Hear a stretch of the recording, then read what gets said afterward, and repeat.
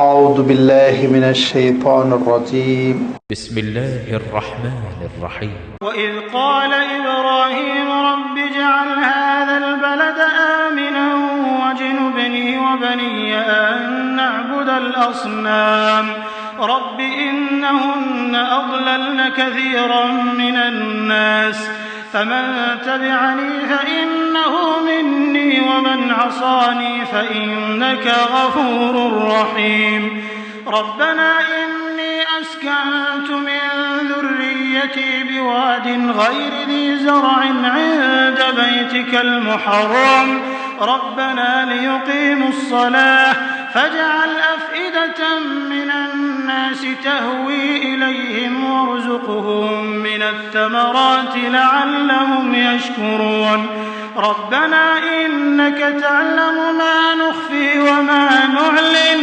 وَمَا يَخْفَى عَلَى اللَّهِ مِن شَيْءٍ فِي الْأَرْضِ وَلَا فِي السَّمَاءِ الْحَمْدُ لِلَّهِ الَّذِي وَهَبَ لِي عَلَى الْكِبَرِ إِسْمَاعِيلَ وَإِسْحَاقَ إِنَّ رَبِّي لَسَمِيعُ الدُّعَاءِ رَبِّ اجْعَلْنِي مُقِيمَ الصَّلَاةِ وَمِن ذُرِّيَّتِي رَبَّنَا وَتَقَبَّلْ دُعَاءِ رَبَّنَا اغْفِرْ لِي وَلِوَالِدَيَّ وَلِلْمُؤْمِنِينَ يَوْمَ يَقُومُ الْحِسَابُ صدق اللہ العظیم۔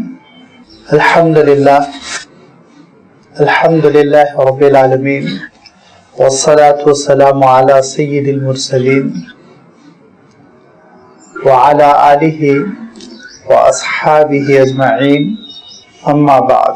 سورہ ابراہیم کا یہ چھٹا رکوع ہے جس کے بھی آپ کے سامنے تلاوت کی گئی،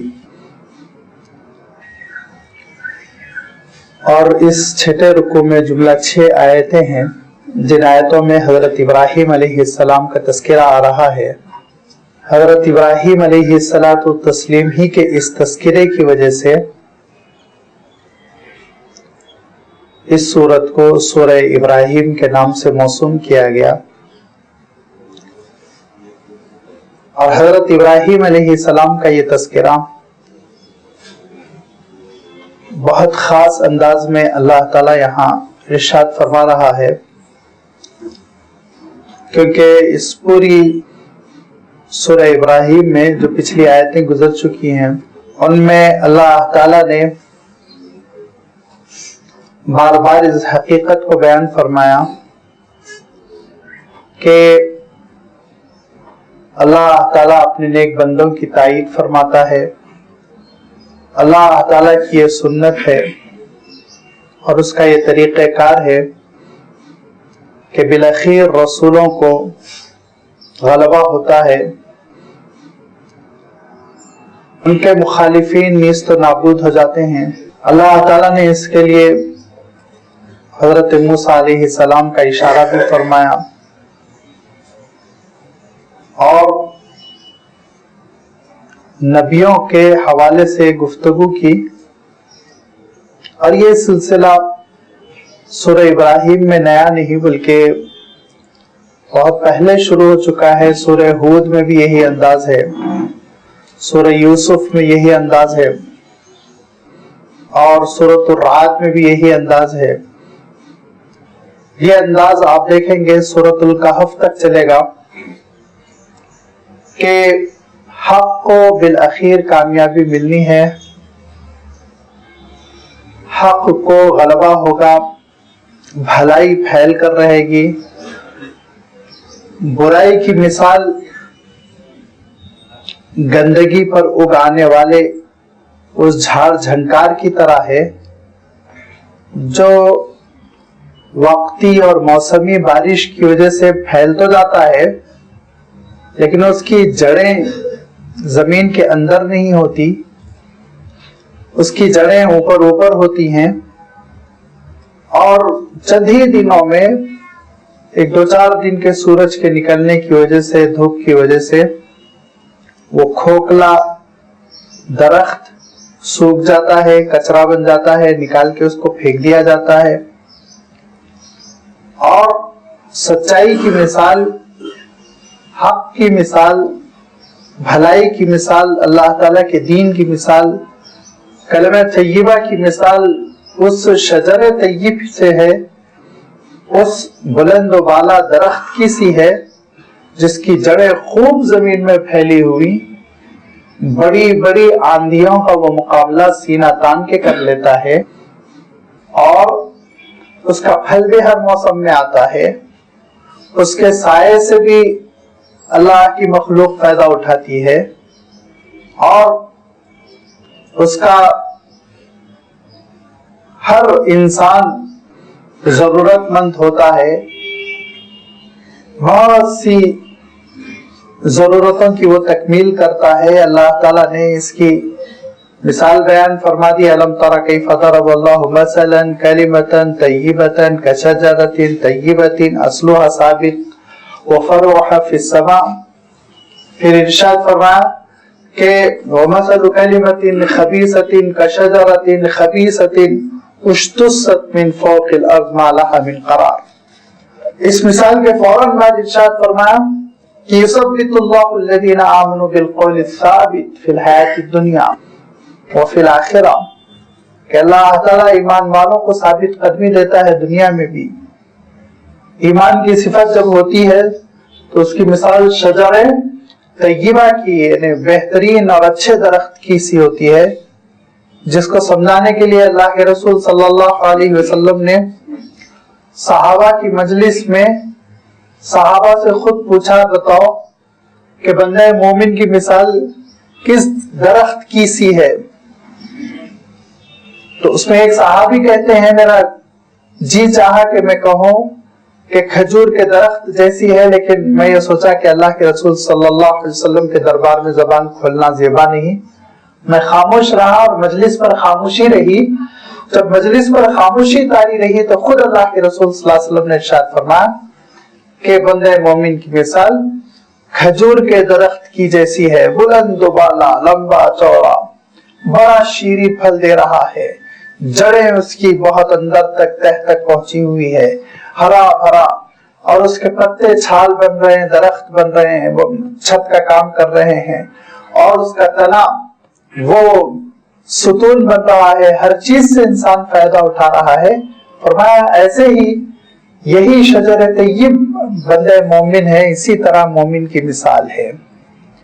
تو اللہ تعالیٰ بندہ مومن کو یثبت اللہ الذین آمنوا بالقول الثابت فی الحیات الدنیا، دنیا کی زندگی میں بھی ثابت قدمی دیتا ہے۔ دین پر جماع و حالات ایسے آتے ہیں، بڑے امتحانات، آزمائشیں، کفر کا حملہ ہے، یلغار ہے، نافرمانی کا دورہ ہے، بے حیائی کا غلبہ ہے، لیکن بندے مومن اکھڑتا نہیں، وہ جمع رہتا ہے ایمان کے تقاضوں پر، اور اس کا نتیجہ یہ نکلتا ہے وہ فی الآخرہ، کہ آخرت میں بھی اللہ تعالیٰ ثابت قدمی عنایت فرماتا ہے، اور وہ آخرت کی ثابت قدمی قبر کی پہلی منزل سے شروع ہو کر پھر جنت کی نعمتوں سے وہ جب مالا مال ہو جاتا ہے اس وقت تک جاری رہتی ہے۔ اس مثال کے بعد اللہ تعالیٰ ایک خاص بات ارشاد فرمائی، اور اس کی وضاحت کرتے ہوئے میں نے گزشتہ اتوار آپ کی خدمت میں یہ بات عرض کی تھی کہ اس کے دو مفہوم ہیں، اور وہ یہ ہے کہ الم تر الی الذین بدلوا نعمت اللہ کفرا، ان لوگوں کی جانب اے نبی آپ نے دیکھا جنہوں نے اللہ کی نعمتوں کو کفر سے تبدیل کر دیا، کفر سے بدل دیا۔ ہونا تو یہ تھا کہ بدلے میں وہ شکرانہ ادا کرتے، لیکن انہوں نے ناشکری کی، اور وَحَلُّوا قَوْمَهُمْ دَارَ الْبَوَارِ، قیادت اپنے ہاتھ میں لے لی، لیڈرشپ اپنے ہاتھ میں لے کر اپنی قوم کو جہنم کی جانب لے کر چلے گئے، بربادی کی جانب لے کر چلے گئے۔ تو ایک مفہوم تو وہی ہے جو ترجمے سے آیا ہو رہا ہے کہ اللہ تعالیٰ نے انسان کو نعمتیں عنایت فرمائی، اور ان نعمتوں کا شمار مشکل ہے۔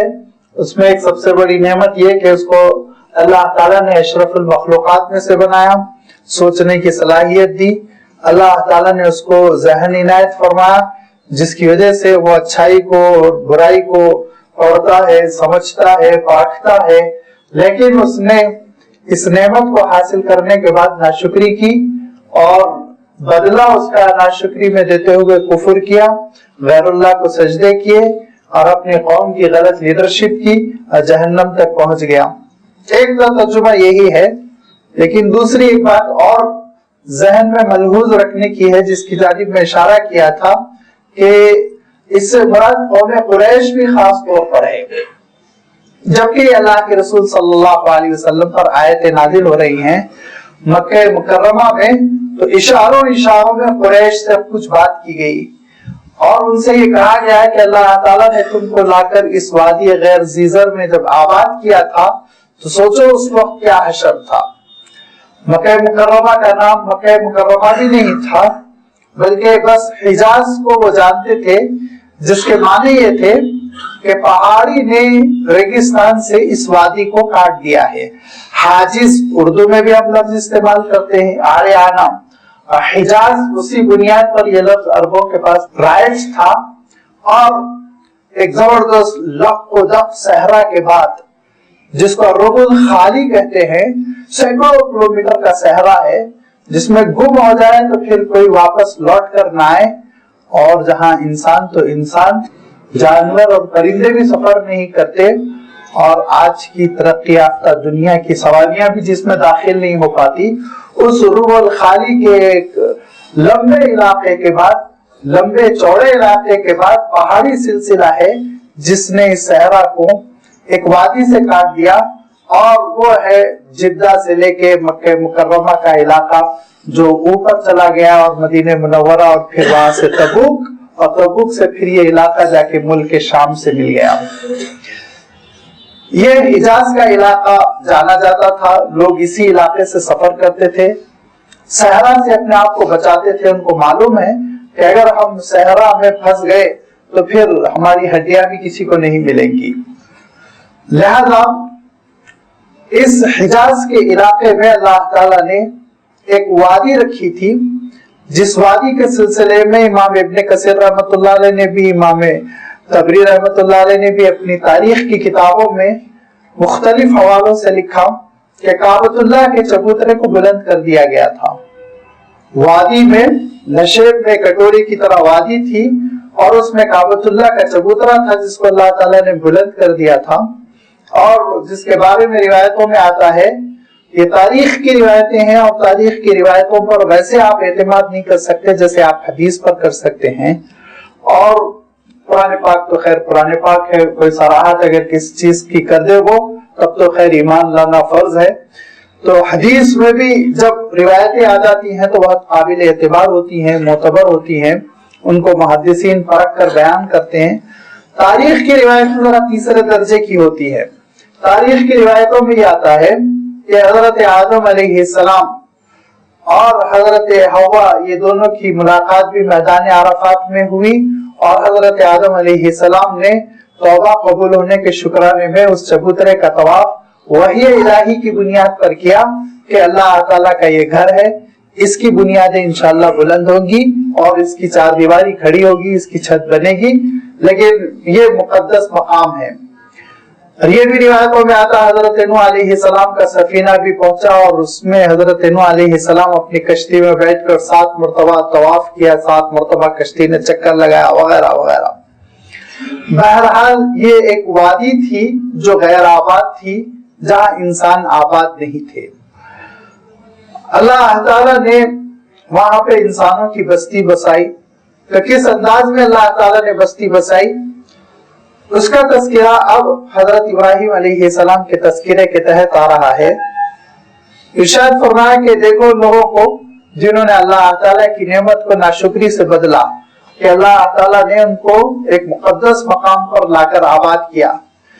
ان کو قریش کو اپنی تاریخ سوچنی چاہیے کہ یہ اس مقام پر کیسے آ کر آباد ہوئے، لہذا یہ تاریخ یہ ہے کہ وہ اس قال ابراہیم رب اجعل ھذا البلد آمنا، یہ حضرت ابراہیم علیہ السلام ہیں جن کے ذریعے سے اللہ تعالیٰ نے یہ بستی بسائی، اور کہا اس وقت کو یاد کرو جب ابراہیم نے کہا رب اجعل، اے اللہ بنا دے آپ اس بستی کو، اس شہر کو آمنا، امن والا، امن والا آپ اس شہر کو بنا دیجئے، اس شہر میں ہمیشہ امن رہے۔ یہ کب کہا حضرت ابراہیم علیہ السلام نے؟ حضرت ابراہیم علیہ السلام نے اپنی بالکل جوانی میں ہجرت کی.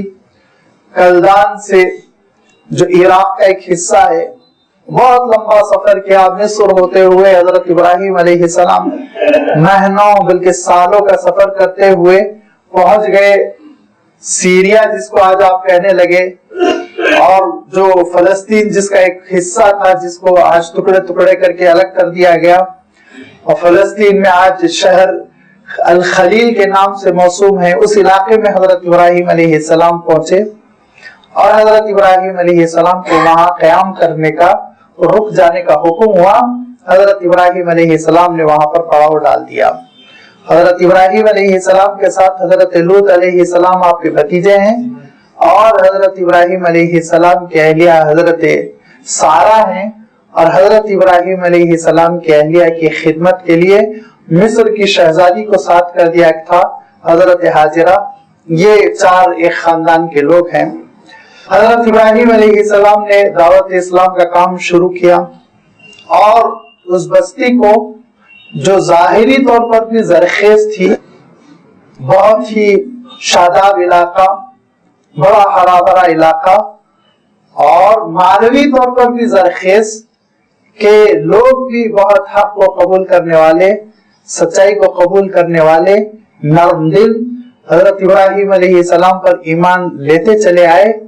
اور کنعان کی آبادی بس گئی، اور اس آبادی میں حضرت ابراہیم علیہ السلام نے اسلام کا اور توحید کا مشن شروع کیا. حضرت لوط علیہ السلام کو حکم ہوا کہ وہ کچھ اور آگے چلے جائیں.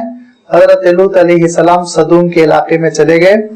اب حضرت ابراہیم علیہ السلام یہاں پر قیام فرما ہے، عبادتیں بھی ہو رہی ہیں، دین کی خدمت بھی ہو رہی ہے، دھیرے دھیرے اسلام کا پرچم بلند ہو رہا ہے. حضرت ابراہیم علیہ السلام کو خواہش ہے، ایک دیرینہ تمنا ہے کہ اولاد ہو، لیکن پیرانہ سالی شروع ہو گئی، 80 سال سے عمر متجاوز ہو گئی. اللہ تعالیٰ نے ابھی اس نعمت سے نوازا نہیں.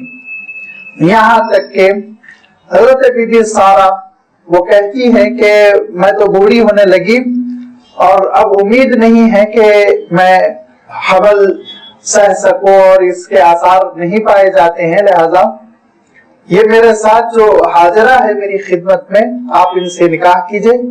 ہو سکتا ہے اللہ تعالیٰ ان کے ذریعے سے اولاد عنایت فرمائے. حضرت ابراہیم علیہ السلام نے حضرت ہاجرہ سے نکاح کیا، اور پھر نکاح کے بعد اللہ تعالیٰ نے حضرت ہاجرہ سے حضرت اسماعیل علیہ السلام کو عنایت فرمایا. حضرت اسماعیل علیہ السلام کی ولادت ہوئی، اور ابھی حضرت اسماعیل علیہ السلام شیرخوار ہے کہ حضرت ابراہیم علیہ السلام پر وحی آتی ہے آپ کو ایک اور ہجرت کرنی ہے. بہت تفصیلات ہے. خود آپ اگر جس کو آپ بائبل کہتے ہیں موجودہ دور میں، عہد قدیم عہد جدید کا جو مجموعہ ہے، اس میں اگر آپ خروج کا باب پڑھیں گے تو اس میں خود اتنی تفصیل نظر آئے گی کیا کیا ہوا. ان ساری چیزوں کو چھوڑتے ہوئے میں مقصد کی طرف آنا چاہتا ہوں کہ حضرت ابراہیم علیہ السلام حضرت اسماعیل علیہ السلام کو اللہ کے حکم سے لے کر چلے، اور حضرت ہاجرہ ساتھ ہیں. ایک مشکیزہ ہے پانی کا، اور کچھ سوکھی ہوئی روٹیاں ہیں، اور یہ تینوں کا قافلہ چل رہا ہے. اللہ تعالیٰ کا حکم ہے ایک مقام پر جانا ہے. سفر کرتے کرتے آپ اندازہ کیجئے شمال سے جنوب کی طرف یہ سفر ہوا، تو ملک شام سے جب یہ سفر ہوا ہوگا تو تبوک کے علاقوں سے گزرتے ہوئے مدینہ منورہ کو کراس کرتے ہوئے مکہ مکرمہ میں آ کر حضرت ابراہیم علیہ السلام کو خواب میں وادی بتا دی گئی تھی. حضرت ابراہیم علیہ السلام نے شناخت کی اور سمجھ گئے کہ یہیں رکنا ہے. چنانچہ سواری سے اونٹ سے اتارا، اور اس کے بعد آپ واپس ہو گئے. واقعات بہت تفصیلی ہے، بخاری شریف میں بڑی تفصیل ہے کہ حضرت بی بی ہاجرہ کیسے بھاگ کے حضرت ابراہیم کو پکڑتی ہیں اور کہتی ہے آپ ہم کو یہ ویرانے میں چھوڑ کے کہاں جا رہے ہیں. لیکن حضرت ابراہیم علیہ السلام بالکل خاموش آگے بڑھتے چلے جا رہے ہیں، یہاں تک کہ وہ کہہ پڑتی ہیں کیا یہی اللہ کا حکم ہے؟ تو حضرت ابراہیم علیہ السلام سر ہلاتے ہیں. وہ کہتی ہیں اذن لا یضیعن اللہ، اگر اللہ کا حکم ہے تو اللہ تعالیٰ ضائع نہیں کرے گا. لہذا وہ اپنے بچے کے ساتھ اس مقام پر بیٹھ جاتی ہیں اور عبادت کر رہی ہیں، اللہ کو یاد کر رہی ہیں، دعائیں کر رہی ہیں. یہاں تک کہ دھیرے دھیرے پانی بھی ختم ہو گیا اور جو توشہ انہوں نے رکھا تھا روٹی وغیرہ وہ ختم ہو گئی. اور اس کے بعد سے پھر ان کی طرف صفا و مروہ کے درمیان دوڑنا اور یہاں تک کہ اللہ تعالیٰ کی جانب سے فرشتے کا ظاہر ہونا اور یہ بتانا کہ ادھر ادھر دوڑنے کے بجائے خود لڑکے کے پیر کے پاس دیکھو تم چشمہ ابل رہا ہے اور وہ زمزم کا نکلنا. پھر اس کے بعد سے حضرت بی بی ہاجرہ اطمینان کے ساتھ وہاں رہنے لگی یہاں تک کہ ایک قافلہ سفر کر رہا تھا. یہ یمن سے قافلہ جا رہا تھا قبیلے جرہم کا تجارت کے لیے اور یہ ذرا سا راستہ بھٹک گئے تھے لہذا جس کی وجہ سے اس وادی میں آ گئے تھے پانی کے لیے بڑے پریشان تھے. انہوں نے دیکھا کہ کچھ دو چار پرندے بھی نظر آ رہے ہیں اور کچھ ایسا نظر آ رہا ہے کہ نیچے جیسے آبادی ہو. فوراً دوڑ کر آئے دیکھا بہترین چشمہ ہے پانی کا اتنا ذخیرہ ہے کہ وہ خوش ہو گئے. ان لوگوں نے کہا کہ آپ ہم کو یہاں رہنے کی اجازت دیں. حضرت حاجرہ نے اجازت دی. اب ایک قافلہ 200-300 لوگوں کا مشتمل وہ بس گیا بستی بس گئی. اس کے بعد حضرت ابراہیم علیہ السلام 13 سال کے بعد جبکہ حضرت اسحاق علیہ السلام کی ولادت ہو گئی پھر مکہ مکرمہ اللہ کے حکم سے آتے ہیں اور پہنچنے کے بعد دیکھا کہ حضرت ابراہیم علیہ السلام چلنے پھرنے کے قابل ہو چکے. فلما بلغ معه السعي جب حضرت اسماعیل علیہ السلام اتنے بڑے ہو چکے تو حضرت ابراہیم علیہ السلام کو خواب آیا ان کو ذبح کرنے کا اور 3 دن متواتر خواب دیکھنے کے بعد مینا لے گئے اور وہاں ذبح کیا. اللہ تعالیٰ نے اس قربانی کو دوسری قربانی سے تبدیل کر دیا اور حضرت ابراہیم علیہ السلام کی قربانی کو قبول کرتے ہوئے فرمایا کہ انی جاعلک للناس اماما نسل انسانی کے لیے ابراہیم آپ کو امام بنایا گیا ہے. اور یہ فرمایا واتخذ اللہ ابراہیم خلیلا اللہ تعالیٰ نے آپ کو اپنا ایسا دوست منتخب کر لیا جو اللہ تعالیٰ کی رضا کے لیے بالکل کسی بھی ذہنی تحفظ سے بالا تر ہو کر کرتا کوئی مقصد نہیں بس اللہ کا حکم ہے تعمیل ہونی چاہیے. یہ تو آپ کا مزاج ہے لہذا اللہ تعالیٰ نے آپ کی ان قربانیوں کو قبول کیا اے ابراہیم. اب آپ اللہ تعالیٰ کے ایسا گھر بنائیے جو قیامت تک کے لیے مرکز ہوگا. اذ يرفع ابراہیم القواعد من البیت و اسماعیل اب حضرت اسماعیل علیہ السلام کو لے کر کعبۃ اللہ کی حضرت ابراہیم علیہ السلام نے تعمیر فرما دی. اس کے بعد حضرت ابراہیم علیہ السلام نے دعا کی. اب یہ ایک بستی ہے جس کے بیچوں بیچ اللہ تعالیٰ کا گھر بن چکا ہے. ان اول بیت وضع للناس للذی ببکۃ مبارکہ بابرکت ہے یہ گھر اعلان کر دیا گیا. لہذا حضرت ابراہیم علیہ السلام نے کہا کہ اے اللہ اس علاقے کو آپ پرامن بنا دیجئے کیونکہ حضرت ابراہیم علیہ السلام کو حکم ہوا تھا کہ حج کا اعلان کریں تو لازمی بات ہے حج کے لیے قافلے آئیں گے تو اس کے لیے امن کی ضرورت ہوگی. تو حضرت ابراہیم علیہ السلام نے دعا کی رب اجعل هذا البلد آمنا اے اللہ اس گھر کو اور اس گھر کے اطراف و اکناف کے علاقے کو اس شہر کو اس بستی کو امن والا بنا دیجئے. سلامتی جنگ و جدال یہاں آپ حرام قرار دیجئے تاکہ لوگ اطمینان کے ساتھ آ کر یہاں آپ کی عبادت کر سکے. اور پھر حضرت ابراہیم علیہ السلام آگے چل کے کہتے ہیں کہ میں اپنی آل کو میں اپنی نسل کو یہاں آباد کر رہا ہوں. کیوں؟ اس لیے کہ دین توحید پر یہ برقرار رہیں. لہذا وجنبنی وبنی ان نعبد الاصنام اس وقت کی سب سے بڑی مصیبت بلکہ آج کی بھی سب سے بڑی مصیبت یہ بت. کہا کہ پروردگار مجھے بھی اور میرے بچوں کو بھی میری آل کو بھی میری نسل کو بھی عبادت سے بچائیے. کس کی عبادت سے؟ نعبد الاصنام بتوں کی عبادت سے. بتوں کی عبادت سے بچائیے کہ یہ بتوں کا معاملہ یہ ہے ربی انہن اضللن کثیرا من الناس مولا یہ بہت سارے لوگوں کو بگاڑ دیتی ہیں گمراہ کر دیتی ہیں. ان بتوں کا عالم یہ ہے کہ ان بتوں کی وجہ سے بہت سارے لوگ گمراہ ہو جاتے ہیں اور جانتے ہیں کہ یہ پتھر کے بت ہیں جو کسی کارخانے میں بنے ہیں. یہ پتھر کے بت ہے جس کو کسی انسان نے بنایا ہے کسی انسان کی کاریگری کا نمونہ ہے. پھر اس نے ان کو بازار میں بیچا قیمت بھی وصول کر لی اور میں نے ان کو خریدا اور خریدتے وقت میں نے بھاؤ تاؤ بھی کیا. اس نے کہا 1000 روپے میں نے کہا 500 روپے چکا کے میں نے اس کو خریدا. ان کی کوئی حقیقت نہیں اور وہ جانتا ہے کہ اس کو لا کر میں نے نصب کیا ہے. وہ جانتا ہے میں گلے میں اس کے مالا ڈال رہا ہوں وہ جانتا ہے میں اس کے سامنے دنڈوت کر رہا ہوں، اس کی کوئی حقیقت نہیں، اس کے باوجود وہ کیوں کر رہا ہے؟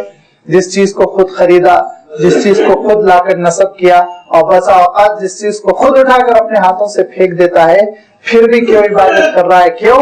اس لیے کہ اس کے پیچھے ابلیس ہے، اس کی ذہانت ہے، وہ پٹی پڑا رہا ہے کہ یہ بس تم کر لو، کنسنٹریشن کے لیے ہے، توجہ رکھنے کے لیے ہے، اس سے کیا ہونے کا ہے، اصل تو مالک ہے، اصل تو اوپر والا ہے، سامنے اس کو رکھ لو، کیا حرج ہے؟ لہذا یہ گمراہی کا راستہ ہے جو ابلیس کھول رہا ہے، جس کی وجہ سے لوگ ان بتوں میں الجھ کر رہ گئے اور حقیقی پروردگار کو، مالک کو، خداوند قدوس کو انہوں نے بھلا دیا۔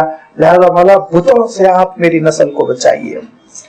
حضرت ابراہیم علیہ السلام کی یہ دعا اللہ تعالیٰ کیوں بیان فرما رہا ہے؟ قریش کو آئینہ دکھایا جا رہا ہے کہ جس ابراہیم سے تو اپنا رشتہ جوڑتے ہو اور جن کی ذریت اور جن کی نسل اپنے آپ کو تم کہتے ہو، وہ ابراہیم بتوں سے کتنی نفرت کرتے تھے کہ آگے کہنے لگے رب انہن اضللن کثیرا من الناس، پروردگار بے شک ان بتوں نے بہت سارے لوگوں کی عقل کو مٹی میں ملا دیا، گمراہ کر دیا کہ وہ پوجا میں ایسے پڑ گئے کہ حقیقی خدا کو انہوں نے بھلا دیا۔ لہذا فمن تبعنی فانہ منی، مولا جو توحید کے میرے راستے پر ہے وہ مجھ سے ہے، وہ ہے ابراہیمی، اس کی نسل میری نسل ہے، اور ومن عصانی، جو میرے راستے کو چھوڑ کر نافرمانی کر رہا ہے، بتوں کی عبادت کر رہا ہے، پوجا کر رہا ہے، اللہ ان کا کیا حشر ہونے والا ہے؟ میں تو نہیں کہوں گا آپ ان کو جہنم میں ڈال دیجئے، جلا دیجئے، فإنک غفور رحیم، آپ جو معاملہ کرنا ہو کریے، آپ کے ہاتھ میں ہے، ہاں آپ بڑے بخشنے والے، بڑے مہربان ہیں۔ یہ حضرت ابراہیم علیہ السلام کی نرم دلی ہے کہ حضرت ابراہیم علیہ السلام بدعا دینے سے احتراز کرتے ہیں، اجتناب کرتے ہیں، بدعا نہیں دیتے، یہ کہتے ہیں مولا آپ کے ہاتھ میں ہے اور آپ کی شان بخشنے کی ہے، کرم فرمانے کی ہے، لہذا آپ ان کو ہدایت دے دیں اور شرک سے آپ ان کو باز کر دیں، منع کر دیں، تاکہ توحید پہ وہ مرے اور پھر اس کے بعد سے ان کا حشر اچھا ہو سکے۔ اللہ میں یہ تمنا کروں گا، یہ تھوڑی کہ وہ برباد ہو جائے، جہنم میں چلے جائیں، جل جائے۔ حضرت ابراہیم علیہ السلام اللہ تعالیٰ کے دربار میں عرض کرتے ہیں ربنا انی اسکنت من ذریتی بواد غیر ذی زرع عند بیتک المحرم۔ بہت سمجھنے کی دعا ہے۔ کہتے ہیں اے میرے رب، میں نے اپنی نسل کے ایک حصے کو، کیونکہ حضرت اسحاق کو تو بہرحال نہیں لائے تھے حضرت ابراہیم علیہ السلام، اور حضرت اسحاق کے بعد حضرت بی بی قطورہ سے اور بھی اولاد بھی، ادوم ان کا نام تھا، ان سے قبیلے مدین آباد ہوا، تین بڑے قبیلے چلے۔ ایک حضرت اسماعیل علیہ السلام جو سب سے بڑے صاحبزادے، ان سے قریش کا قبیلہ آباد ہوا، اور دوسرے حضرت اسحاق علیہ السلام، ان سے بنی اسرائیل پھیلے، اور تیسرے فرزند ادوم جن سے حضرت مدین، اور مدین سے پھر ان کی نسل، وہ علاقہ پورا مدین کہلایا، میدیان ان کا نام تھا، اس سے وہ مدین کا علاقہ قبیلہ آباد ہوا اور وہ پھیلتے چلے گئے، وہ بہت بڑی نسل ہوئی، دھیرے دھیرے وہ نسل عربوں میں ضم ہو گئی، اور چونکہ حضرت اسماعیل علیہ السلام کی نسل جو بنی اسماعیل تھی، اتنا شادی بیاہ کا اور ایسا تعلق رہا کہ پھر وہ اپنی آئیڈینٹی آگے چل کے برقرار نہیں رکھ سکے، عربوں میں ضم ہو گئے۔ لیکن حضرت ابراہیم علیہ السلام کے 3 صاحبزادے ہوئے، اس میں سب سے بڑے حضرت اسماعیل علیہ السلام ہیں۔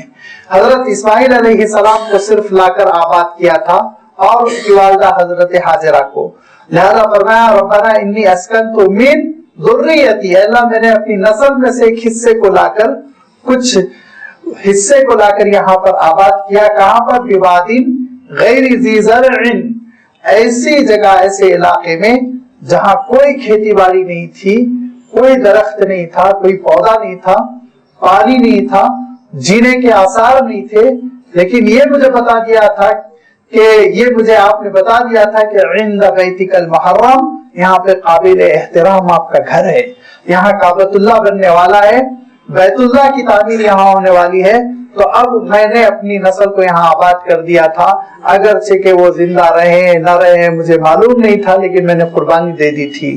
کیوں؟ ربنا لیقیموا الصلاۃ، پروردگار اس لیے کہ میری نسل تاکہ نماز قائم کرنے والی بنے۔ اتنی بڑی ہجرت اور اتنا بڑا خطرہ جوخم جو مول لیا حضرت ابراہیم علیہ السلام نے، وہ اس لیے تاکہ لیقیموا الصلاۃ، نمازیں قائم ہو سکے۔ کیا پتا چلا حضرت ابراہیم علیہ السلام کی اس دعا سے؟ حضرت ابراہیم علیہ السلام کی اس دعا سے پتا چلا کہ اگر بڑے زرخیز علاقے میں بسے ہوئے ہیں آپ، کھاتے پیتے اور خوشحال، اور بہت بہترین اپارٹمنٹ اور بہت بہترین گھر اور بنگلہ اور ساری اللہ تعالیٰ نے نعمتیں عنایت رکھی، لیکن ماحول خراب ہے، بچے غیر نمازی بننے والے ہیں، تو وہ ماحول کو چھوڑ دیجئے، نمازیوں کے ماحول میں آ جائیے، قربانی دیجئے۔ حضرت ابراہیم علیہ السلام نے نمازوں کی اقامت کے لیے ملک شام جیسے زرخیز علاقے سے لا کے اپنے کنبے کو آباد کر دیا، بسا دیا، وادی غیر زیزر میں، جہاں نہ انسان، نہ جاندار، نہ پانی، نہ کنواں، نہ درخت، نہ سایہ، نہ پھل، لیکن حضرت ابراہیم علیہ السلام نے جو اللہ کے خلیل ہیں اپنے کنبے کو لا کر آباد کرتے ہیں۔ کیوں؟ اس لیے کہ لیقیموا الصلاۃ، نماز قائم ہو سکے، نماز قائم ہو سکے۔ اللہ تعالیٰ کا گھر شاید یہاں بنے گا، شاید آگے چل کے یہاں میری نسل پھیلے گی، شاید نمازیں قائم ہو سکیں گی، ایک تمنا میں۔ اور آپ سوچئے یہ تمنا بھی کیسی تمنا ہے، اس وقت تک حضرت اسحاق کی پیدائش نہیں ہوئی ہے، تنہا حضرت اسماعیل ہے۔ میں بھی کہہ چکا ہوں کہ مستند ترین روایت سے یہ بات ثابت ہوتی ہے کہ حضرت اسحاق علیہ السلام 13 سال چھوٹے ہیں حضرت اسماعیل علیہ السلام سے۔ تو یہ تو بات ہو رہی ہے ابھی حضرت اسماعیل 1-2 سال کے بھی نہیں، تو ایسے موقع پہ حضرت ابراہیم علیہ السلام اپنی اقلوتی اولاد کو لا کر چھوڑ رہے ہیں تاکہ نماز قائم ہو سکے۔ اتنی اہم چیز ہے نماز، جس کے لیے قربانی دینا اور گھر چھوڑ دینا اور جس کے لیے بہترین آسائش چھوڑ دینا، یہ سب کچھ جائز ہے بلکہ ضروری ہے تاکہ ہماری نسل بھی نمازی بن سکے۔ اور اخیر میں حضرت ابراہیم علیہ السلام نے ایک مہر لگائی ہے، اس کا بھی تذکرہ آنے والا ہے، تو پتہ یہ چلا کہ نماز انتہائی اہم ترین عبادت ہے۔ اسی نماز کو قائم کرنے کے لیے اس امت کو برپا کیا گیا ہے، لہذا نماز کو ضائع ہونے سے بچانا ہے اور اپنی نسل پہ نگاہ رکھنی ہے کہ آگے چل کے یہ میری نسل مشن اسکول سے پڑھ کر انجینئر، ڈاکٹر بن جائے اور امریکہ، آسٹریلیا کو آباد کر دے۔ اتنا ہی مسلمان کا مقصد نہیں ہوتا، دنیا کے کسی کونے میں جائے میری نسل وہ نمازی ہو، نماز قائم کرنے والی ہو، نماز کا پیغام لے کر جائے، جہاں جائے نماز کے ساتھ جائے۔ ایسے نماز کی صفت ان کے اندر اتار دینی چاہیے بچپن سے۔ لیکن لازمی بات ہے اس کے لیے سب سے پہلے بڑوں کو پابندی کرنی پڑے گی۔ جب بڑے نمونہ بنیں گے تو لازمی بات ہے چھوٹے ان کی تقلید کریں گے، بڑے تو سستی کریں گے اور بچوں کے اوپر سختی کریں گے تو الٹا اثر پڑے گا، بغاوت پیدا ہوگی، نافرمانی پیدا ہوگی اور اس کی وجہ سے پھر ٹینشن، خاندان ٹوٹے گا۔ لہذا سب سے پہلے بڑے نمونہ بن جائے اور بڑوں کے اندر عالم یہ ہو، جب ان کے اندر تہجد آئے گی تو لامحالہ بچوں میں فجر آئے گی۔ جب وہ خود فجر چھوڑ کر سونے والے رہیں گے تو پھر بچوں کے اندر ظہر بھی نہیں آئے گی، اثر بھی نہیں آئے گی۔ تو بڑوں کے اندر تو زیادہ کردار ہونا چاہیے، زیادہ عمل ہونا چاہیے۔ آگے بڑھ کر کیسے تہجد میں اٹھ کر حضرت ابراہیم رو کر دعا کرتے رہے ہوں گے، آگے دعا بھی آ رہی ہے، اور وہ دعا کو حضرت اسماعیل سنتے ہوں گے بچپن میں، تبھی تو کہا ابا میری گردن پہ آپ چھری پھیر دیجئے، مجھے کوئی غم نہیں ہے۔ تبھی تو کہا انہوں نے باپ کو، اپنے والد ماجد کو کن کن کیفیتوں میں رات میں دیکھا ہوگا، کیسی کیسی طرف میں دیکھا ہوگا، کیسی آہیں بھرتے ہوئے دیکھا ہوگا، کیسے آنسو بہاتے ہوئے دیکھا ہوگا، تبھی تو ان کے اندر یہ صفات پیدا ہوئی تھی، ستزیدنی من الصابرین، ابا میں ثابت قدم رہوں گا، آپ اللہ کے حکم پر عمل کیجئے۔ تو حضرت ابراہیم علیہ السلام کیا کہتے ہیں؟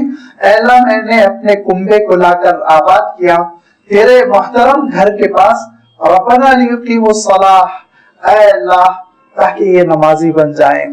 اور نمازی بن جانے کے بعد ایک دوسری بظاہر دعا ہے، لیکن یہ دعا نہیں ہے، یاد رکھیے نمازی ہونے کا یہ نتیجہ ہے۔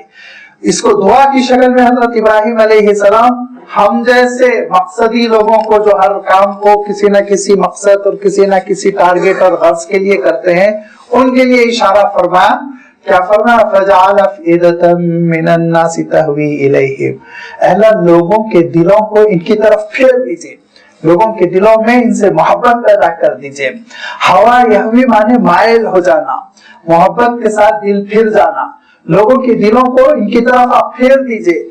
ये हजरत इब्राहिम अलैहिस्सलाम अगरचे दुआ कर रहे हैं, लेकिन याद रखिए ये नमाजों का नतीजा है। जब लोग नमाजी होते हैं और अल्लाह के नेक बंदे होते हैं, इबादत गुजार बंदे होते हैं, तो फिर सारी दुनिया के दिलों को अल्लाह ताला उन नेक बंदों की तरफ फेर देता है। ये मेरा अपना कोई कुल्लिया नहीं है जो मैंने अपने से गढ़ लिया, नहीं, अल्लाह ताला खुद कुरान पाक में और अल्लाह के रसूल सल्लल्लाहु अलैहि वसल्लम अपने इरशाद में बड़ी सराहत और वदाहत के साथ इरशाद फरमाते हैं। अल्लाह ताला क्या इरशाद फरमाया, इन्नल्लज़ीना आमनू व अमिलुस सालिहाति सयजअलु लहुमुर रहमानु वुद्दा। देखो ईमान वालों, जब तुम ईमान पे जम जाओगे और आमाल सालिहा होंगे तो रहमान तुम्हारे सिलसिले में लोगों के दिलों में मोहब्बत पैदा कर देगा, मोहब्बत पैदा कर देगा, लोग तुम्हारा एहतराम करेंगे। और अल्लाह के रसूल सल्लल्लाहु अलैहि वसल्लम तशरीफ फरमाते हैं और ये इरशाद फरमाते हैं, जब एक बंदा फराइज की अदायगी के बाद नवाफिल का एहतमाम करते हुए अल्लाह का तकर्रुब हासिल करता है तो अल्लाह ताला ऐलान फरमाता है अपने मलाए आला में, फरिश्तों में, और ये कहता है मैं इस बंदे से मोहब्बत करता हूँ, तुम भी इस बंदे से मोहब्बत करो। और फिर इरशाद फरमाता है जाओ जमीन पे ऐलान कर दो और कहो कि अर्श वाला भी इनसे मोहब्बत करता है, अर्श के खादिम भी इनसे मोहब्बत करते हैं, लोगों तुम भी इनसे मोहब्बत करो। खुद ब खुद लोगों के दिलों में ऐसे बंदों से मोहब्बत पैदा हो जाती है। लिहाजा हजरत इब्राहिम अलैहिस्सलाम कहते हैं कि अल्लाह सिफत नमाज इनके अंदर पैदा हो जाए, इसके लिए मैंने इनको यहाँ आबाद कर दिया। और अब उसका जो नतीजा होगा, फजअल अफइदतम मिनन नास तहवी इलैहिम, लोगों के दिलों को इनके लिए आप नरम कर दीजिए, लोगों के दिलों को इनकी तरफ मायल कर दीजिए। तो लाज़मी बात है फिर अल्लाह ताला ने लोगों के दिलों को ऐसा मायल किया कि अल्लाह के रसूल सल्लल्लाहु अलैहि वसल्लम उनमें पैदा हुए, जिन पे लोग मर मिटे। फिर सहाबा की जमात खड़ी हुई, फिर अहले हरम ने हरम का तकाजा पूरा किया। और लाजमी बात है जब जब उन्होंने हरम का तकाजा पूरा किया और इकामत सलात उनके अंदर रही, तो लोगों के दिल उनकी जानिब नरम होकर मायल होते रहे। और फिर इरशाद फरमाया वर्ज़ुक़हुम मिनस समराति लअल्लहुम यशकुरून, और अल्लाह इस बस्ती वालों को मुख्तलिफ किस्म के फलों और गल्लों और अपनी इनायतों और बख्शिश से ऐसा आप नवाजिए कि ये शुक्रगुजार बंदे रहें। ये हज़रत इब्राहिम अलैहिस्सलाम की तमन्ना थी ऐ कुरैश वालों के तुमको आबाद किया था ताकि तुम तौहीद पर नमाजी बनकर जिंदगी बसर करो और तुम्हारे लिए दुनिया के कोने कोने से नेमतें चली आए और तुम अल्लाह की शुक्रगुजारी करो। और तुम्हारा आलम ये कि नाशुक्री कर रहे हो और दूर दूर से बुतों को ले आए हो, काबतुल्लाह में नसब कर दिया और उसके बाद ये कह रहे हो कि हम दीन इब्राहिम पर है। तुम दीन इब्राहिम पर नहीं हो, तुम्हारा नतीजा बहुत बुरा होने वाला है। वो नतीजा क्या होने वाला है वो अल्लाह ताला ने आने वाले 7वें रुकू में बयान फरमाया। अभी हजरत इब्राहिम अलैहिस्सलाम की दुआ जारी है। और रब्बना इन्नका तअलमु मा नुख्फी व मा नुअलिन। हजरत इब्राहिम अलैहिस्सलाम कहते हैं मौला दुआ करने की जरूरत थोड़ी है, दुआ करने की तो जरूरत है ही नहीं। इन्नका तअलमु मा नुख्फी व मा नुअलिन, जो हम पोशीदा रखते हैं और जो बात हम खुल्लम खुल्ला नहीं कहते, दिलों में हमारे रह जाती है, उससे भी आप वाकिफ है। वमा नुअलिन, और जिसका हम ऐलान करते हैं खुल्लम खुल्ला कहते हैं, उससे भी आप वाकिफ है, हर चीज से वाकिफ है। वमा यख्फा अलल्लाहि मिन शैइन फिल अर्ज़ि वला फिस समा, और अल्लाह ताला पर न जमीन की कोई चीज और न आसमान की कोई चीज मख्फी नहीं, हर चीज कोई चीज पोशीदा नहीं, हर चीज आया है। वालिमुल गैबि व शहादा है, लिहाजा अल्लाह मेरे छुपे हुए जज्बात से भी वाकिफ है, मेरे दिल में जज्बे शुक्र जो मौजूद है उससे भी आप वाकिफ है। लेकिन मौला दुआ करना ये जरूरी नहीं, लेकिन ये बंदगी है इसीलिए मैं कर रहा हूँ, इससे आप खुश होते हैं इसलिए मैं दुआ कर रहा हूँ। आपकी शुक्रगुजारी में जबान तरोताजा रहे, इस पर आप इनाम में इकराम देते हैं इसीलिए मैं ये कर रहा हूँ, वरना तो आप जानते हैं कौन शुक्रगुजार है कौन शुक्रगुजार नहीं है। अल्हम्दुलिल्लाहिल्लज़ी वहब ली अलल किबरी इस्माइल व इसहाक, बड़ी तारीफ है परवरदिगार की उस जात की जिसने मुझे बुढ़ापे में इस्माइल और इसहाक दोनों के दोनों फर्जंद पैदा हो चुके थे, लिहाजा दोनों फर्जंदों का तस्करा किया। और चूंकि ये बात हो रही है हजरत ईसा अलैहिस्सलाम की विलादत के बाद جبکہ بیت اللہ کی تعمیر بھی ہو گئی اور حضرت اسماعیل علیہ السلام جوان بھی ہو گئے، اس موقع پہ حضرت ابراہیم علیہ السلام دعا کر رہے ہیں۔ تو ایک ہی فرزند حضرت اسماعیل، جب آپ نے عنایت فرمایا تھا تو میں خوش ہو گیا تھا اور آپ کے گھر کے خانے خدا کے قریب لا کے آباد کیا تھا، پھر آپ نے کرم فرمایا، اسحاق سے آپ نے نوازا، اور آگے چل کے جیسے میں بتایا حضرت بی بی قطورہ سے تیسری اولاد بھی ہوئی، حضرت ادوم بھی ہوئے اور ایک صاحبزادی بھی ہوئی، لیکن حضرت ابراہیم علیہ السلام کی صاحبزادی سے جو نسل چلی ان کا تذکرہ تاریخ میں زیادہ نہیں ملتا، لیکن بہرحال یہ آتا ہے کہ 3 صاحبزادے تھے اور ایک صاحبزادی تھی۔ حضرت اسماعیل علیہ السلام کی نسل وہ مکہ مکرمہ میں پروان چڑھی، اور مکے کا پرانا نام بکہ پہلے رکھا گیا جس کے معنی شہر کے ہوتے ہیں، پھر بعد میں دھیرے دھیرے تلفظ بدلتے بدلتے وہ مکہ ہو گیا۔ اللہ تعالیٰ نے قرآن پاک میں دونوں نام کا تذکرہ فرمایا، مکے کا بھی تذکرہ فرمایا، ان اول بیت وضع للناس للذی ببکہ مبارکا۔ ایسا ہوتا ہے شہر کے تھوڑے سے نام بدل جاتے ہیں۔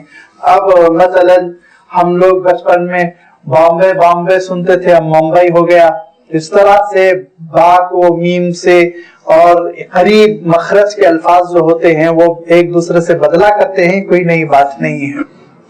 تو حضرت اسماعیل علیہ السلام کی نسل، اللہ تعالیٰ نے ارشاد فرمایا، ابراہیم تمہارے اس بیٹے سے میں 12 سردار پیدا کروں گا۔ 12 صاحبزادے پیدا ہوئے اور بڑے اللہ والے، اور ان میں دوسرے صاحبزادے تھے حضرت قیدار، بڑے اللہ تعالیٰ کے عبادت گزار، انہی سے حضرت عدنان پیدا ہوئے، اور انہی میں پھر حضرت ہاشم پیدا ہوئے، اور انہی سے پھر نسل چلی اور حضرت محمد مصطفیٰ صلی اللہ علیہ وسلم پیدا ہوئے۔ تو اللہ تعالیٰ نے یہ ارشاد فرمایا تھا، جس ارشاد کی گواہی آج کی تبدیل شدہ محرف تورات بھی دیتی ہے، وہ تورات جس میں خوب دل بھر کے تبدیلیاں کی گئی، میٹ کے اپنے ترجمے کیے گئے، منمانی تشریح کی گئی، اس میں اللہ تعالیٰ یہ ارشاد فرماتا ہے، کہہ کے آتا ہے کہ یہ تمہارا بڑا بیٹا ہی، اس میں چونکہ حضرت اسماعیل علیہ السلام کا تلفظ اسماعیل سے آئے گا، اور یہ یشمعیل ہے جس کے معنی ہوتے ہیں سمیع اللہ، چونکہ اللہ نے دعا سن لی تھی اسی لیے حضرت ابراہیم علیہ السلام نے آپ کا نام اسماعیل رکھا، اللہ نے سن لیا، سمیع اللہ کے معنی ہوتے ہیں۔ تو یہ کہا کہ یشمعیل سے میں 12 سردار پیدا کروں گا اور اس میں سے ایک قوم برپا کروں گا، جو قوم ابراہیم تمہارے دین پر ہوگی، تمہارے دین کا پرچم بلند کرے گی۔ وہ آج بھی یہ عبارت موجود ہے الحمدللہ، اس کو مٹا نہیں سکے، اس کو بدل نہیں سکے۔ حضرت اسماعیل علیہ السلام وہ بیت اللہ کے پاس آباد رہے، حضرت اسحاق علیہ السلام وہ جانتے ہیں آپ کے فلسطین میں رہے، یا فلسطین کے قریب جو شہر ہے الخلیل وہاں رہے، اور عجیب و غریب بات یہ ہوئی حضرت اسحاق علیہ السلام کے 2 صاحبزادے ہیں۔ تاریخ جو ہمارے سامنے آتی ہے نا، وہ بہت مطلب بھری تاریخ سامنے آتی ہے، بہت بے ایمانی ڈنڈی مار مار کے پیش کرتے ہیں لوگ۔ ہوشیار تاجر کیا کرتا ہے، سڑا ہوا غلہ نیچے نیچے، چھوٹی چھوٹی پیاز کی سڑی ہوئی ڈلیاں نیچے، اوپر اوپر بڑی بڑی اچھی صاف ستھری رکھتا ہے، تاکہ لینے والا آ جائے، راغب ہو جائے تو لازمی بات ہے وہ جو سامنے کا حصہ ہے اس سے تھوڑی مال تو ادھر سے نکال کے تولے گا اور ادھر سے نکال کے تول کے دے گا۔ اللہ کے رسول صلی اللہ علیہ وسلم بازار میں آئے، یہی کیفیت تھی، اندر ہاتھ ڈالا آپ صلی اللہ علیہ وسلم نے غلے کے، اور اندر ہاتھ ڈال کے باہر نکالا، اور کچا کچا جب نکلا تو کہا من غش فلیس منا، جو دھوکہ دیتا ہے وہ دھوکے باز ہمارے میں سے نہیں ہے، ہم میں سے نہیں ہے، میری ملت سے اس کا تعلق نہیں ہے۔ تو مورخین بھی دھوکہ دیتے ہیں۔ مورخین سے مراد آپ اسلامی اسکالرز کو مت لیجیے، جو عام طور پر دنیا کی تاریخ مرتب کیے، انہوں نے بہت دھوکہ دیا۔ عجیب و غریب بات یہ ہے جو میں بتانا چاہ رہا تھا کہ حضرت اسحاق علیہ السلام کے جو بڑے صاحبزادے ہیں، عیسو ان کا نام ہے، وہ حضرت اسماعیل علیہ السلام کے داماد ہیں، اور حضرت اسماعیل علیہ السلام کے پاس پروان چڑھے ہو، وہیں رہے وہ ساری زندگی، حضرت اسماعیل علیہ السلام ہی کے پاس رہے۔ چھوٹے صاحبزادے وہ حضرت یعقوب علیہ السلام تھے، اور وہ جانشین کی حیثیت سے ان کو مشہور کیا گیا، وہ تھے اللہ کے رسول، وہ اللہ کے رسول تھے، اس میں کوئی شک نہیں، لیکن تعارف بنی اسرائیل انہی کا کراتے ہیں، اور بڑے صاحبزادے کا تذکرہ نہیں کرتے. حضرت علی کے صاحبزادوں میں حضرت حسن حضرت حسین کا بہت تذکرہ ہے, ہم بھی کرتے ہیں, جن کے بارے میں اللہ کے رسول نے کہا سیدہ شباب اہل الجنہ, وہ جنت کے نوجوانوں کے سردار ہے. ہم ڈنڈی نہیں مارتے ان کے فضیلت کے بیان کرنے میں, لیکن وہ صاحبزادے جن کا نام حضرت علی نے عثمان رکھا تھا, ان کا تذکرہ کرتے ہیں لوگ. حضرت علی کے ایک صاحبزادے ہیں جن کا نام عثمان تھا, اور جو کربلا میں حضرت حسین کے ساتھ شہید ہوئے, نہیں بیان کرتے. کتنی محبتیں تھی آپس میں ان لوگوں کی کہ انہوں نے اپنے بیٹے کا نام حضرت عثمان کے نام پر رکھا.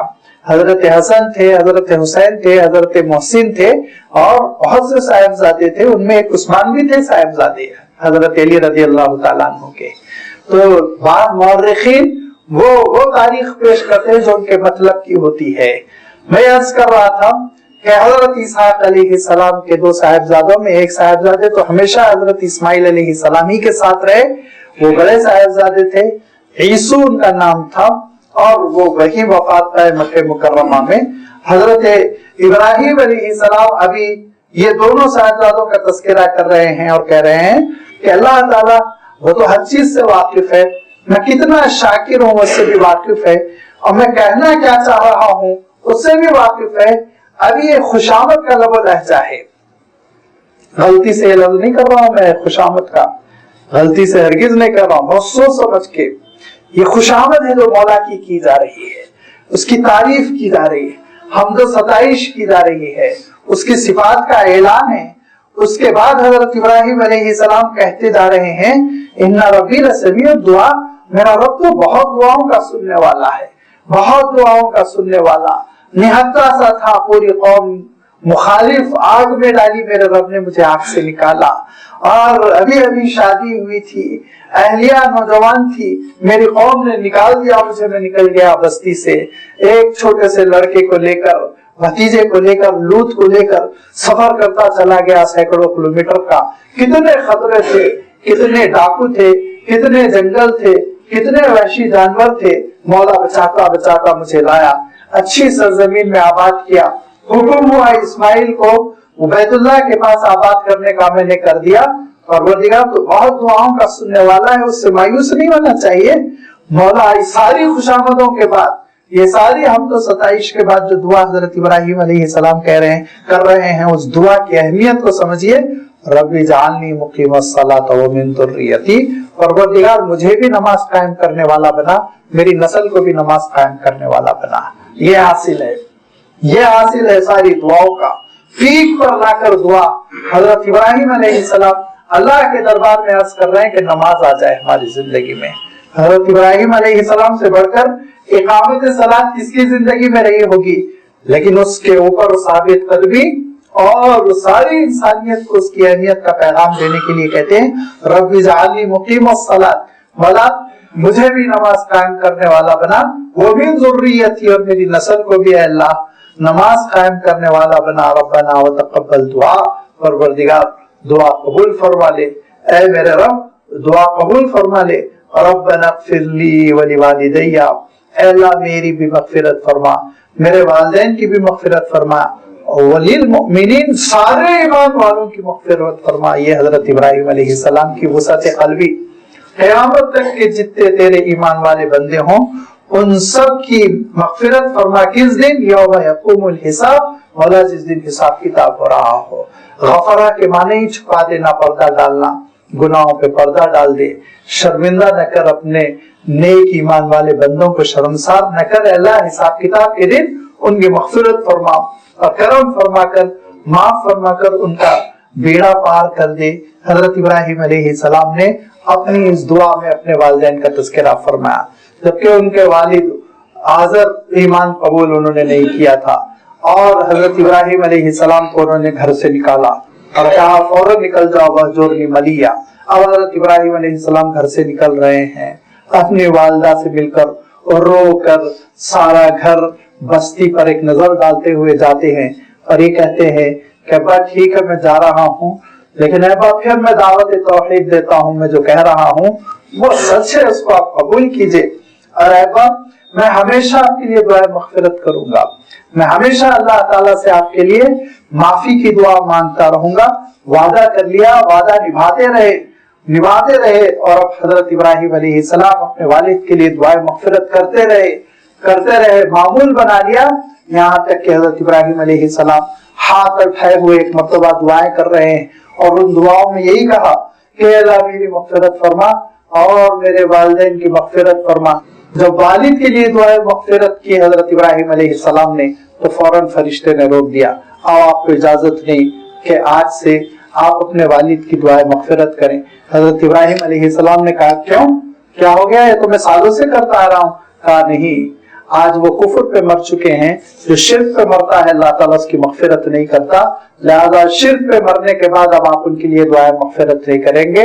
اللہ تعالیٰ ارشاد فرماتا ہے کہ جب ابراہیم کو اطلاع ملی فلما تبین له انه عدو للہ تبرأ منہ, تو حضرت ابراہیم علیہ السلام نے پھر اس دعا سے برات کا اظہار کر دیا اور وہ دعا کرنی چھوڑ دی, اور کہا ابراہیم بہت سخت دل نہیں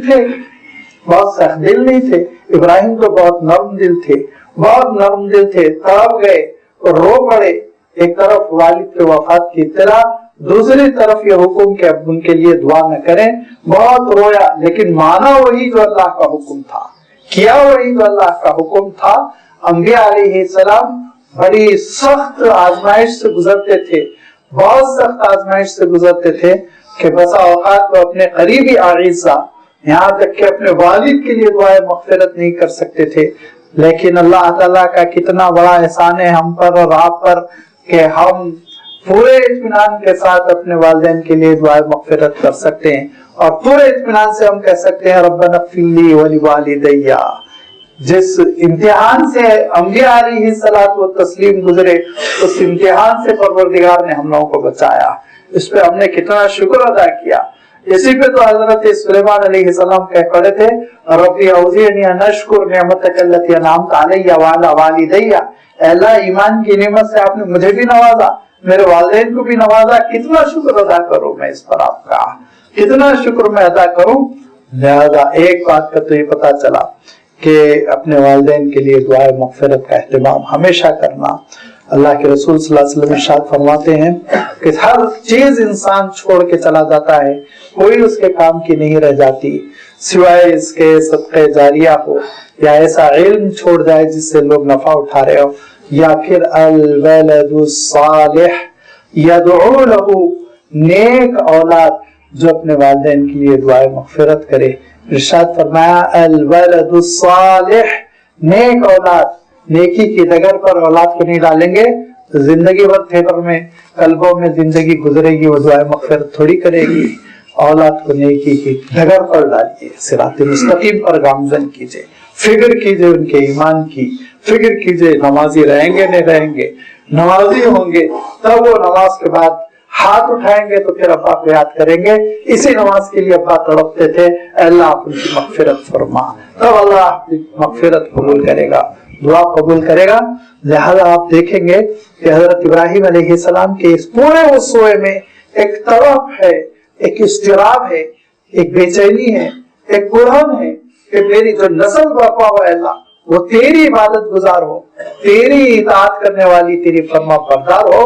پورا حاصل یہ ہے زندگی کا کہ اس دنیا سے جب ہم رخصت ہو تو ہم ایسے ہاتھ چھوڑ کر جائیں جو ہاتھ اللہ کے دربار میں اٹھنے والے ہوں, ایسی پیشانیاں چھوڑ کر جائیں جو اللہ کے دربار میں زمین سے رگڑنے والی ہوں, ایسی زبانیں چھوڑ کر جائیں جو اللہ تعالیٰ سے ہمارے لیے مغفرت مانگنے والی ہو. نمازی نسل ہو, ایماندار نسل ہو. یہ ایک طرف تو پیغام ملا, دوسری طرف قریش کو آئینہ دکھا دیا کہ حضرت ابراہیم نے یہ بستی کیوں بسائی تھی, کعبۃ اللہ کی تعمیر کیوں ہوئی تھی, یہ قربانیاں کیوں تھی, یہ ہجرتیں کیوں تھی, یہ تکلیفیں کیوں تھی. نماز قائم کرنے کے لیے, توحید کے لیے. اگر سے ہٹ گئے حضرت ابراہیم کا مسلک, حضرت ابراہیم علیہ السلام کا مزاج, دین چھوڑ دیا, ظلم کر رہے ہو, مار رہے ہو, کاٹ رہے ہو, تلواریں اٹھا کے پھر رہے ہو, تو یاد رکھو پروردگار تمہاری ان کرتوتوں سے غافل نہیں ہے, یہ تمہارے ظلم سے واقف ہے. کیا حشر ہونے والا ہے, اس حشر کا اللہ تعالیٰ نے آگے تذکرہ فرمایا. انشاءاللہ اس کی وضاحت آئندہ اتوار آپ کی خدمت میں آئے گی. وآخر دعوانا الحمد للہ رب العالمین.